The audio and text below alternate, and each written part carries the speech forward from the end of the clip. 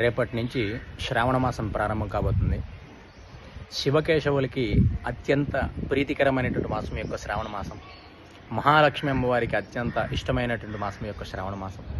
చక్కగా ఈ నెల రోజులు కూడా నిర్మలమైన మనస్సుతో, నిశ్చలమైన భక్తితో ఆ శివకేశవుల్ని, మహాలక్ష్మి అమ్మవారిని పూజ చేసుకోండి.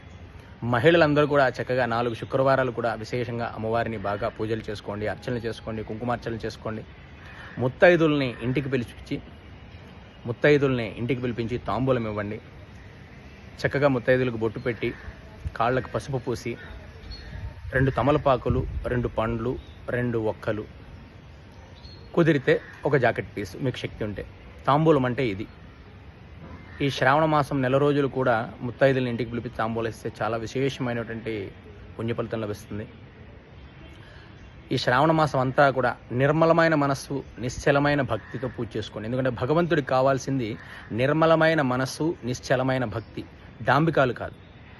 పెద్ద పెద్ద విగ్రహాలు పెట్టి, పెద్దగా బంగారు ఆభరణాలు వేసి, పెద్దగా డాంబికంగా చేసుకోవడం కాదు భగవంతుడికి కావాల్సింది. మీరు ఎలా చేసుకున్నా, ఎంత గ్రాండ్గా చేసుకున్నా భగవంతుడికి కావాల్సింది నిర్మలమైన మనస్సు, నిశ్చలమైన భక్తి, ప్యూర్ హార్ట్. కుళ్ళు కుతంత్రం లేకుండా ఉండి పూజలు చేసుకునే భక్తి భగవంతుడికి కావాలి.